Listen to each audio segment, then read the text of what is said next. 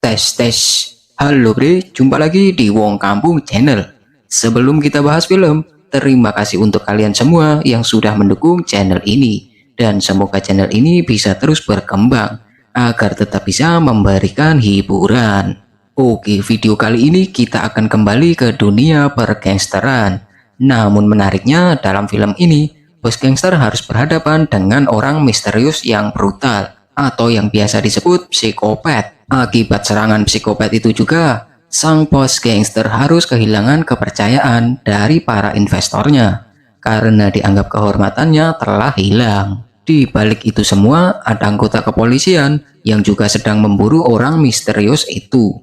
Secara diam-diam bos gangster dan anggota kepolisian itu pun bekerja sama untuk memburu psikopat brutal itu. Jadi tanpa berlama-lama, bersantailah sebentar dan siapkan kopi kalian, kita masuk.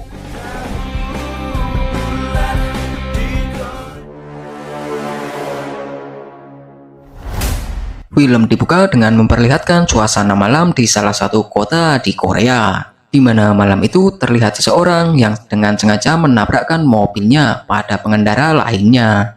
Lantas pengendara mobil itu pun sama-sama turun untuk mengecek kondisi mobil mereka. Sedangkan pengendara yang ditabrak dari belakang terlihat sedang memfoto kondisi mobilnya sebagai bukti. Dia juga berniat memproses kejadian itu ke jalur hukum. Namun tanpa diduga, pengendara yang sengaja menabrakkan mobilnya melakukan tindakan yang sangat di luar nurul.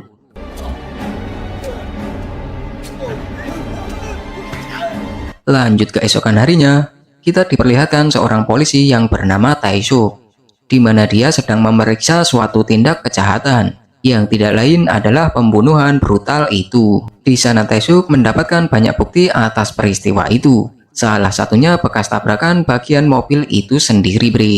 Setelah itu dia membawa semua bukti-bukti itu dan melakukan pembahasan bersama atasan dan jajarannya. Taesuk juga menyimpulkan bahwa pelaku pembunuhan itu dilakukan oleh orang yang tidak punya belas kasihan.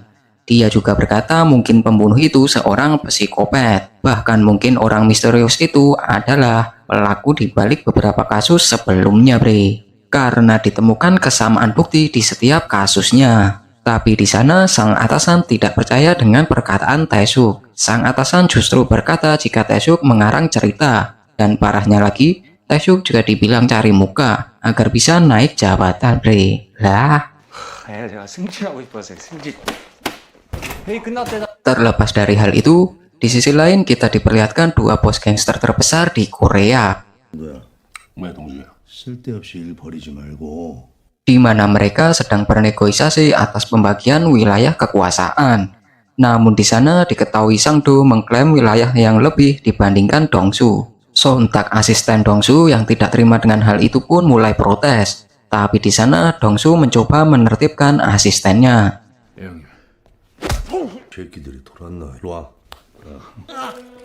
Melihat hal itu pun membuat Sang-do ketakutan dan membatalkan niatnya. Kemudian Dong-su dan pasukannya pun pergi dari sana. Terlihat malam itu Dong-su pulang dengan mengendarai mobil sendirian. Tanpa sadar ternyata Dong-su diikuti orang misterius, bahkan mobilnya juga ditabrak dari belakang. Lantas mereka pun sama-sama turun dari mobilnya. Di sana Dong-su tidak marah atas kejadian itu. Bahkan dia memaafkan kesalahan orang misterius itu. Tapi tanpa diduga, orang misterius itu pun tiba-tiba menyerang Dong-su.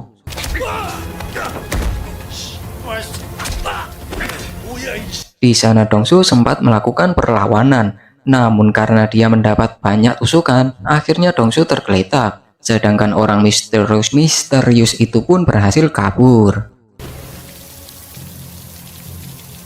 Singkat cerita, Dong-su pun dibawa ke rumah sakit, di mana dia saat itu sempat mengalami kritis, dikarenakan Dong-su terlalu banyak kehilangan darah. Namun beruntungnya dia masih bisa diselamatkan. Sementara pasukan Dong-su yang mengetahui bosnya diserang, dengan brutal mereka menyerang markas Sang-do, karena mereka mengira geng Sang-do lah yang menyerang Dong-su. Beberapa hari kemudian terlihat Dong-su berhasil melewati masa kritisnya. Lantas asisten Dongsu mengabarkan jika mereka telah membalas geng Sangdo. Namun di sana Dongsu berkata jika itu bukanlah ulah Sangdo dan yang menyerang dia bukanlah seorang gangster. Lanjut setelahnya, terlihat Taesuk juga menjenguk Dongsu. Taesuk yakin bahwa yang menyerang Dongsu adalah buruannya. Jadi Taesuk meminta keterangan mengenai kejadian itu. Namun di sana Dongsu menolak permintaan Taesuk. Lantas Taesuk pun pergi. Di sisi lain, Taesuk tidak pulang begitu saja. Dia yang masih penasaran, lantas mengecek mobil Dongsu yang dipakai saat kejadian. Dan benar saja, Taesuk mendapati bukti yang valid di mana ada kerusakan bagian belakang mobilnya. Sementara kita beralih pada Dongsu, di mana malam itu dia mendapati Sangdo yang menjenguknya. Tapi di sana Sangdo bukannya bersimpati, dia malah berkata jika Dongsu lebih baik mati saja karena nama besarnya telah jatuh atas kejadian itu. Di sana Sangdo juga meminta setengah wilayah kekuasaan untuknya. Tak hanya itu, Dongsu juga diminta untuk ganti rugi atas ulah pasukannya yang telah menyerang markasnya. Lantas Dongsu yang kesal pun mencoba tenang. Dia berkata akan mengganti semuanya, walaupun dalam hatinya sangat kesal sekali. Dan ternyata apa yang dikatakan Sangdo benar-benar terjadi. Akibat penyerangan itu, nama besar Dongsu turun secara drastis. Bahkan beberapa investor yang akan membantu Dongsu dalam membangun bisnis kasino turut membatalkannya. Dongsu yang sudah membaik juga merasakan hal itu, tapi dia tetap mencoba untuk tenang. Sementara kita kembali pada orang misterius yang masih saja melakukan kebiasaannya, mencari korban untuk dieksekusi. Namun kali ini dia mencuri truk, di mana sang pemilik truk merupakan seorang ayah yang akan memberikan kejutan di hari ulang tahun anaknya. Sementara di sisi lain terlihat Dongsu menyuruh pelukis untuk melukis sketsa wajah orang misterius itu. coba 비슷하네 이 새끼. 경찰보다 먼저 찾아야 돼. 알겠습니다. Kita kembali pada orang misterius, di mana tanpa dia sadari ternyata di dalam truk ada seseorang yang sedang tertidur. Lantas terjadilah sedikit perlawanan, namun tak butuh waktu lama bagi orang misterius itu untuk menyelesaikannya. Namun tanpa sengaja orang misterius itu menjatuhkan senjatanya di jalan. Singkat cerita, Dongsu yang kala itu sedang nyebat. Dia dihampiri asistennya, di mana dia mengabarkan bahwa pasukan mereka menemukan senjata serta mobil milik orang yang telah menyerangnya. Kemudian Dongsu yang terlalu sibuk, dia pun menghubungi Taesuk. Dia mengabarkan jika dia memiliki banyak bukti. Lantas dia mengajak bekerja sama Taesuk. Dan mereka berdua pun bertemu lalu sepakat untuk memburu orang misterius itu. Tapi di sana Dongsu berkata, jika Taesuk yang lebih dulu menangkapnya, maka dia berhak membawanya untuk dipenjara. Namun jika Dongsu yang lebih dulu menangkapnya, maka Dongsu akan menghabisinya. 자신 있으면 들어오던가. 뭐 먼저 잡는 사람이 갖는 거지. Taesuk yang dari awal mengharapkan bantuan itu pun tidak menyia-nyiakan kesempatan itu.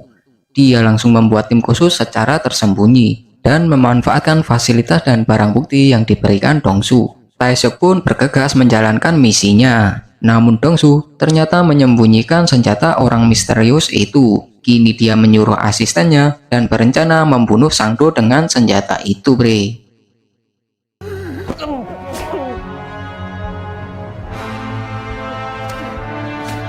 Tentu saja kematian Sangdo menarik perhatian Taesuk. Lantas Taesuk pun mengidentifikasinya dan ditemukan kesamaan DNA korban yang menempel di barang bukti pembunuhan Sangdo. Kini Taesuk sadar bahwa Dongsu telah memanfaatkan barang bukti itu. Lantas dia menemui Dongsu di rumahnya.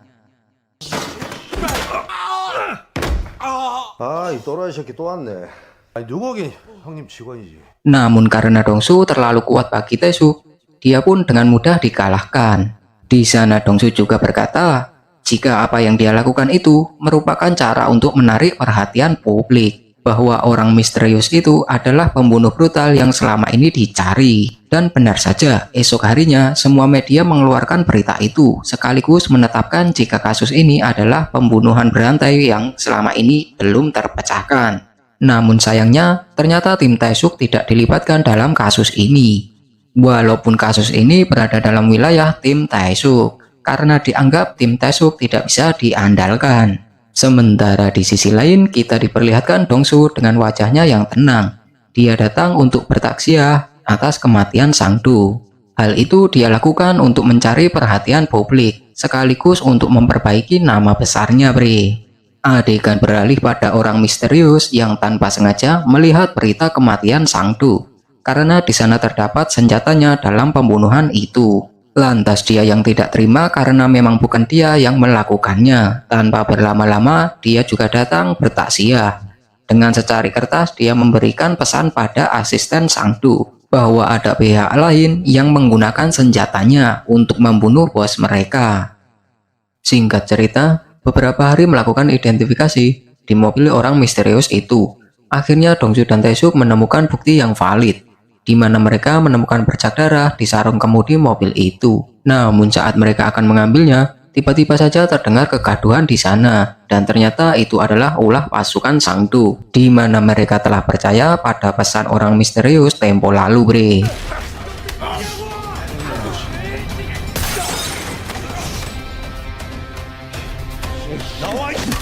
Setelah bertarung cukup lama, mereka pun berhasil menghentikan pasukan Sang Du. Dengan tewasnya asisten Sang Du saat itu, walaupun mereka juga harus terluka. Sementara di sisi lain, orang misterius masih tetap saja melakukan kebiasaannya. Walaupun kini statusnya adalah buronan banyak orang, masih dengan cara yang sama, dia menabrakkan mobilnya ke mobil lain. Kemudian dia menghabisi korban dan dibuang ke tempat sampah. Tak hanya itu, kali ini dia juga mengambil mobil si korban, di mana saat itu dia juga melihat jika ponsel korban berdering beberapa kali. Orang misterius itu pun hanya tersenyum saat mengetahui istri korbannya lah yang menelpon. Lanjut keesokan harinya, Taesuk mendapati teguran dari atasannya agar tidak ikut campur kasus pembunuhan berantai itu. Lantas Taesuk diberi tugas untuk menangani kasus penculikan yang baru saja dilaporkan. Namun ternyata kasus penculikan itu ternyata laporan dari seorang wanita yang tidak lain istri korban orang misterius semalam, bre. Di mana saat itu si orang misterius mengaku menculik suaminya dan berniat meminta tebusan pada istri korban. Tapi sayangnya di saat akan menjebak pelaku, wanita itu terlihat sangat gugup. Dia juga sempat melihat ke arah Taesuk yang membuat pelaku menyadari jika dirinya diawasi. Lantas kejar-kejaran pun terjadi. Namun sayang pelaku itu berhasil kabur. Lantas mereka kembali ke toko tempat titik transaksi. Di sana mereka hanya punya satu bukti, yang tidak lain adalah botol bekas minuman pelaku. Tapi sialnya mereka harus mencari botol itu yang ternyata telah diangkut ke penampungan. Singkat cerita, akhirnya hasil tes lab dari sarung kemudi mobil dan juga botol bekas minuman penculik keluar.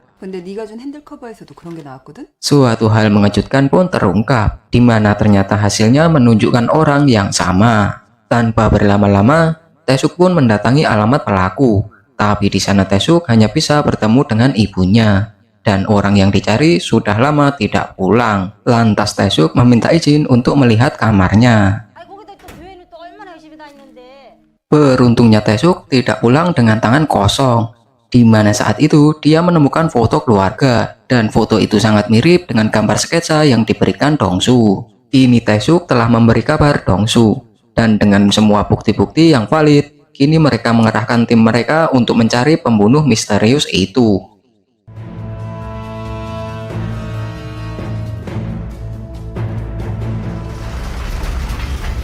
Hari demi hari mereka melakukan pencarian, bahkan di banyak tempat mereka mencari, mulai dari toko, hotel, tempat karaoke, tempat kasino, dan tempat pijat sekalipun.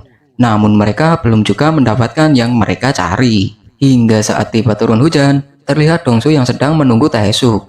Tak lama datanglah siswi sekolah yang kehujanan saat menunggu bus. Lantas Dongsu yang bijaksana, baik hati dan tidak sombong pun meminjamkan payungnya pada siswi tersebut. Sementara tak lama dari itu, datanglah Taesuk. Di sana Taesuk juga menegur siswi itu agar tidak menerima pemberian orang yang tidak dikenal.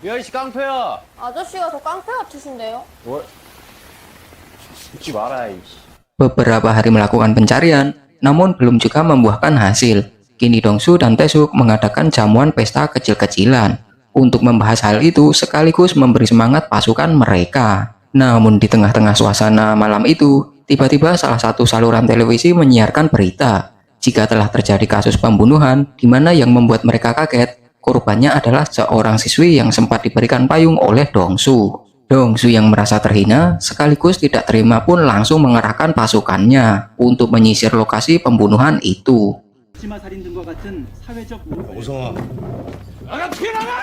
Namun kali ini berbeda. Kini mereka berhasil mendapatkan info penginapan pembunuh misterius yang mereka cari. Ini mereka telah bersiap di setiap sudut lokasi dan mengawasi semua pergerakan di sana. Hingga akhirnya orang yang mereka tunggu pun tiba. Namun belum juga sempat turun. Pembunuh misterius yang menyadari ancaman pun menginjak gas mobilnya.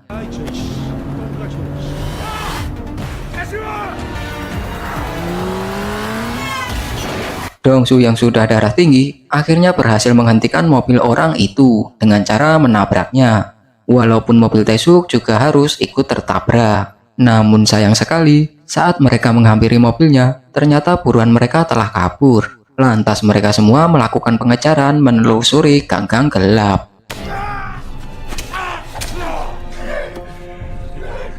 Dan kali ini asisten Dongsu lah yang menjadi korban. Lantas Dongsu yang mendengar teriakan itu pun langsung menuju ke lokasi. Namun sayang, dia menemukan asistennya sudah tak berdaya. Beruntungnya Dongsu masih sempat diberi info ke arah mana buruan mereka kabur. Tanpa berlama-lama, Dongsu pun mencarinya, sembari mengikuti tetesan darah dari senjata si pembunuh itu. Kini Dongsu mengikuti tetesan darah itu hingga masuk ke tempat karaoke. Di sana Dongsu mengecek satu persatu ruangan. Tapi sayangnya dia tidak menemukannya juga. Hingga tersisalah satu ruangan yang ada di sana. Perlahan Dongsu pun mendekati ruangan itu. Lalu Dongsu mengeluarkan tendangan mautnya. Dan kini si pembunuh misterius itu bonyok di tangan Dongsu. Tapi Dongsu tidak langsung menghabisinya. Dongsu pun membawanya ke salah satu gudang kosong miliknya. Dia berniat menyiksa si pembunuh itu dan akan menghabisinya secara perlahan, bre. Tapi anehnya, terlihat di sana pembunuh itu yang tertawa. Dongsu yang melihat itu pun semakin dibuat darah tinggi. Lantas Dongsu mengambil pisau pemotong daging, sembari berkata akan memotong-motong orang itu. Dan benar saja, belum sempat Dongsu membacoknya. Ternyata Taesuk datang di sana dan ingin merebut pembunuh itu dari tangan Dongsu. Secara tidak langsung, Taesuk telah melanggar kesepakatannya dengan Dongsu. Kemudian Taesuk membawa pembunuh itu ke kantor polisi, bre, untuk diadili sesuai hukum yang berlaku. Oke, lanjut. Keesokan harinya pun terlihat para wartawan dari berbagai media berdatangan untuk mencari bahan berita terbaru dan terbaru. Sementara di dalam kantor, Taesuk sedang menginterogasi pembunuh itu. Namun sialnya, ternyata pembunuh itu pandai berargumentasi. Taesuk juga sempat bingung karena bukti yang dia punya tidaklah cukup. Taesuk juga tidak mungkin bisa memberikan barang bukti yang lama karena sama saja dia mengakhiri karirnya jika ketahuan bekerja sama dengan gangster. Di sana Taesuk justru dibuat emosi saat pembunuh itu menghinanya karena tidak mempunyai bukti yang valid untuk menghukumnya. Hingga tibalah di hari persidangan.